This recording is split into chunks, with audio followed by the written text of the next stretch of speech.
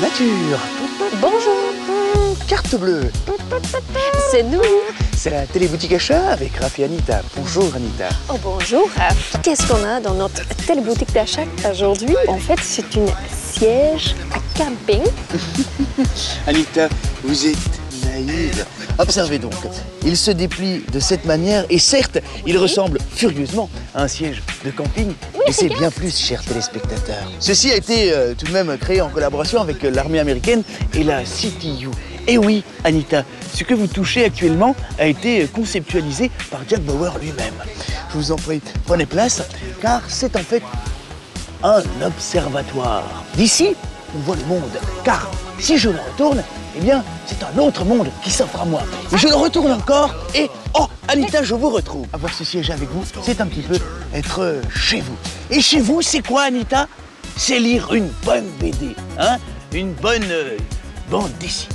D'ailleurs, allons-nous-en. C'est tellement légère, on peut aller où on veut.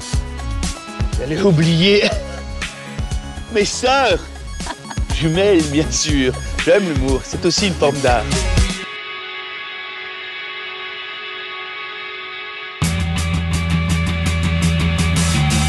Alors comment ça se fait que Casterman, qui est quand même un éditeur assez important, fasse des BD avec un côté un peu plus, je dirais entre guillemets, underground?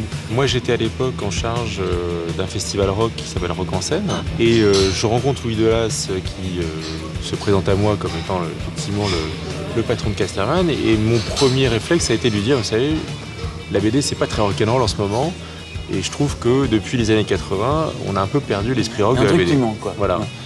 Et là, il me regarde et il me dit, on s'en reparle. Et quand on s'en est reparlé, il me dit, bah, t'as qu'à le faire. Moi, je viens ni de la BD, ni du graphisme, ni de l'édition. J'ai été, comme beaucoup d'autres, éduqué à Tintin.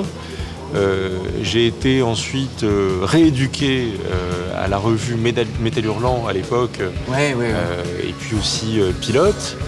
Et de là, avec notamment le label qui était Les Humanoïdes Associés, qui était un vrai vivier de jeunes auteurs turbulents, mais aussi Futuropolis, qui a apporté énormément à cette époque.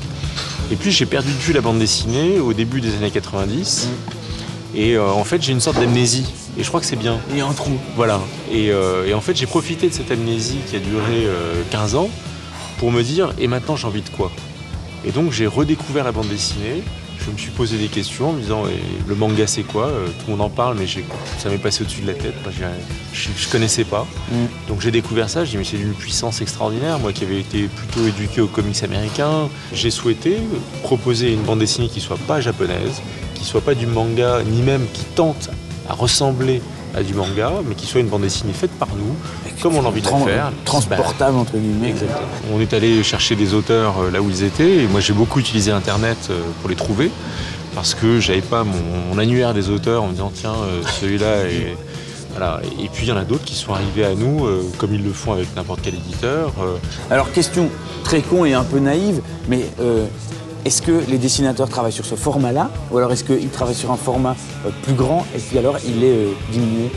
Dans la majorité des cas, ils travaillent sur des grands formats qui sont ensuite réduits pour être édités dans les albums. Mais on a de plus en plus d'auteurs qui ne passent même plus par le papier et qui dessinent directement à l'écran. Voilà. Est-ce qu'il y a des pressions? Est-ce qu'il y a X tirages? Il va falloir vendre ces tirages? Est-ce qu'il y a déjà un deuxième tirage qui est prévu?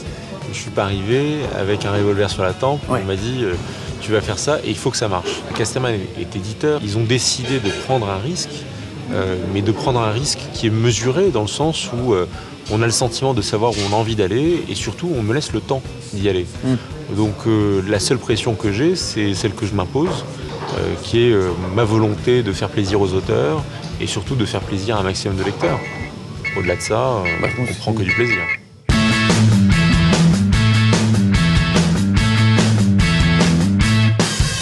Non, parce qu'elles font plus, c'est pas habituel de te retrouver dans un milieu de la BD. On n'a pas... On s'attend à me voir dans un château, hein. C'est drôle.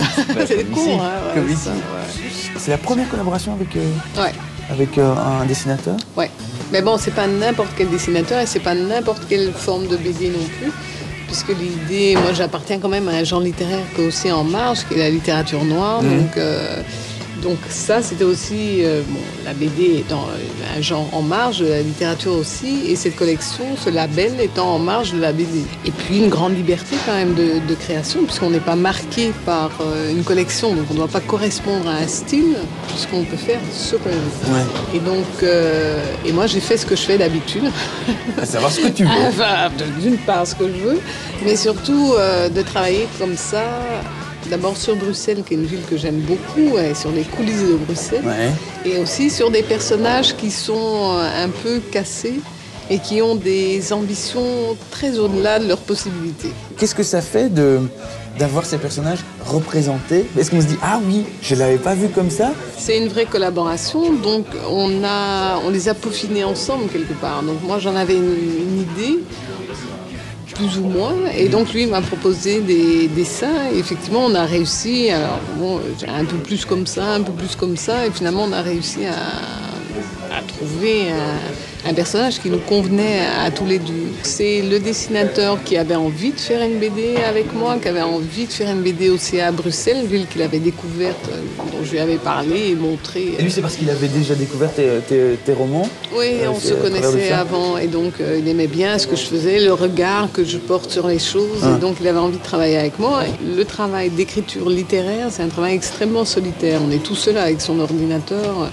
Donc le plaisir de travailler avec quelqu'un, c'est de pouvoir communiquer sans arrêt autour de l'histoire qu'on est en train de monter ensemble. J'avais envie aussi d'être partie prenante et pas de rendre l'équivalent d'une nouvelle en lui disant tiens, et puis débrouille-toi, fais le découpage. Ouais. Donc que ce soit dans le casting des personnages, que ce soit dans le casting des décors, puisqu'on a beaucoup zoné à Bruxelles et on a choisi les endroits où ça allait se passer. Donc ça se rapproche quand même très fort du préparage d'un film, quoi. Oui, mais tous les dessins sont partis de photos qui ont été faites d'abord à Bruxelles, forcément. Très bien. Eh ben, merci beaucoup de nous avoir accordé un peu de temps. Oh, ben, plaisir, évidemment.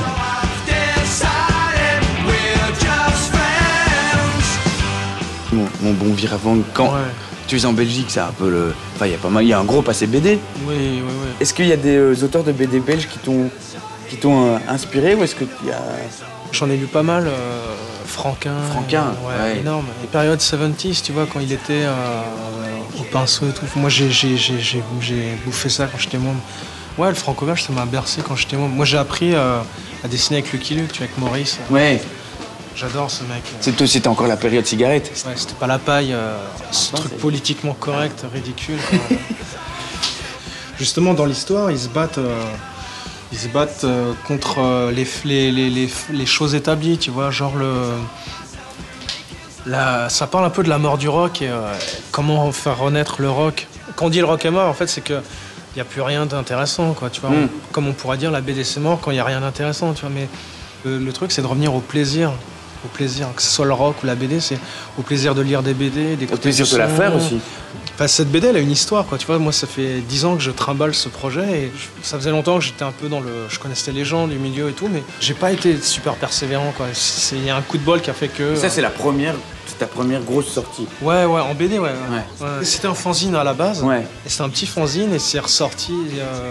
Enfin, je l'ai retravaillé pour en faire un long. Ça, c'est vraiment un projet qui me tient à cœur, tu vois, j'avais envie de développer, de publier. J'ai eu la chance de rencontrer Didier Borg qui m'a permis de le faire. C'est vrai que dans la collection dite rock, c'est la plus rock. Il paraît, ouais. Bon, on va te laisser dans ta suite, 400 mètres carrés quand même. Ouais. Bon, là, il faut que je fasse un peu la peinture. La baignoire, moi je trouve qu'elle est sympa, ta baignoire. Ouais, c'est un concept, hein. Puis là, t'as l'aspirateur aussi. Ouais. C'est cosy, hein. Mais revenez quand vous voulez, les gars. Hein. Et je trouve que le portier, il a dû avoir du boulot avec tes bagages. Hein. Ouais. Alors bon, on va descendre tout ça par la fenêtre. Hein. On va pas s'emmerder. On est donc, quand même, faut le dire, dans la future plus grande suite du Palace, du Plaza à Bruxelles. Comme tu dis, c'est conceptuel.